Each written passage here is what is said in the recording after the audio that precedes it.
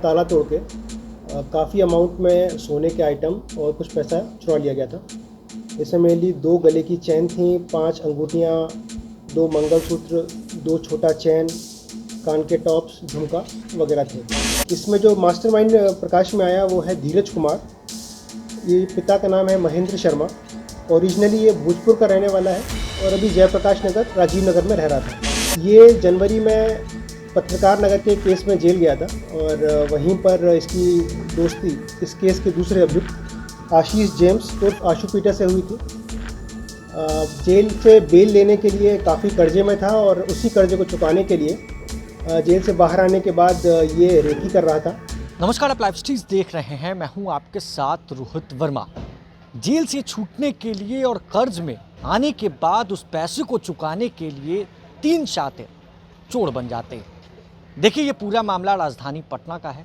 शास्त्री नगर इलाके में एक चोरी की घटना को कुछ शातिर बदमाश अंजाम देते हैं। पुलिस जब उनको उठाती है तो पता चलता है कि सीसीटीवी लगाने वाला एक शातिर उसी घरों को अपना निशाना बनाता था जिस घर में वो सीसीटीवी लगाता था, और सीसीटीवी से उतना पैसा नहीं मिलता था और जिससे उसका घर और कारोबार नहीं चल पाता था, और जिसके बाद वो कुछ लोगों से मिलता है और जिसके बाद वो शातिर चोर बन जाता है, अपराधी बन जाता है।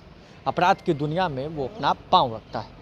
देखिए, पहले भी कई शातिर को पटना पुलिस पत्रकार नगर थाने से जेल भेज चुकी है और अब इस मामले में 4 शातिरों को पटना पुलिस ने धर दबोचा, जिसमें एक सोने का व्यापारी भी शामिल है, जहां पर ये लोग उस सोने को जिसे ये उन घरों से गायब करता था उसे वहां पर जाकर बेच देता था। 3 मोटरसाइकिल को भी पटना पुलिस ने बरामद किया है। क्या कुछ कह रहे पटना के सेंट्रल एसपी इस पूरे मामले का खुलासा करते हुए, सबसे पहले आप इस वीडियो में सुनिए। कल्पना कुमारी पति अमित कुमार, जो कि बेसिकली एजी कॉलोनी के रहने वाले थे, शास्त्री नगर, उनके यहाँ पर घर का ताला तोड़ के काफ़ी अमाउंट में सोने के आइटम और कुछ पैसा चुरा लिया गया था। इसमें मेनली 2 गले की चेन थी, 5 अंगूठियाँ, 2 मंगलसूत्र, 2 छोटा चेन, कान के टॉप्स, झुमका वगैरह थे। इस सापेक्ष में शास्त्री नगर थाना कांड संख्या 1014 19 तारीख को दर्ज किया गया। इस केस की गंभीरता को देखते हुए टीम बनाई गई और टेक्निकल एविडेंस और मैनुअल इन्वेस्टिगेशन के थ्रू हम लोगों ने उन लोगों को चिन्हित किया। इसमें जो मास्टरमाइंड प्रकाश में आया वो है धीरज कुमार। ये पिता का नाम है महेंद्र शर्मा। ओरिजिनली ये भोजपुर का रहने वाला है और अभी जयप्रकाश नगर राजीव नगर में रह रहा था। ये जनवरी में पत्रकार नगर के केस में जेल गया था और वहीं पर इसकी दोस्ती इस केस के दूसरे अभियुक्त आशीष जेम्स उर्फ आशु पीटर से हुई थी। जेल से बेल लेने के लिए काफ़ी कर्जे में था और उसी कर्जे को चुकाने के लिए जेल से बाहर आने के बाद ये रेकी कर रहा था और सीसीटीवी लगाने का काम इसने स्टार्ट किया था। तो अपार्टमेंट्स में जाता था, सीसीटीवी लगाता था, पर ज़्यादा पैसा ना मिलने के कारण उसी टाइम पे इसने चिन्हित करना स्टार्ट किया कौन से अपार्टमेंट में चोरी की जा सकती है। इन लोगों के पास बाइक वगैरह नहीं थी, तो इसीलिए इन्होंने अपने तीसरे साथी आदित्य सोनी का हेल्प लिया। आदित्य सोनी उर्फ आदि, पिता का नाम स्व संजीव सोनी, ये नेपाली नगर राजीव नगर के रहने वाले हैं। इसकी संलिप्तता यहाँ पर बाइक के थ्रू और साधन उपलब्ध कराने में रही। इसने इन लोगों को बाइक दिया और ये लोग साथ में मिलकर रात में घटना को अंजाम दिए। और इसके बाद जो इनके पास सोने का आइटम आया, इन्होंने सुमित्रा ज्वेलर के मालिक शशिकांत रवि के पास इसको बेचा और जो मैक्सिमम सोने का आइटम था उसको गलाकर इन लोगों ने 50 ग्राम की सोने की चेन बनवाई, जो हमने आप लोगों को दिखाई। इस पूरे केस में इन्वेस्टिगेशन के दौरान कुल 4 लोगों की गिरफ्तारी की गई है।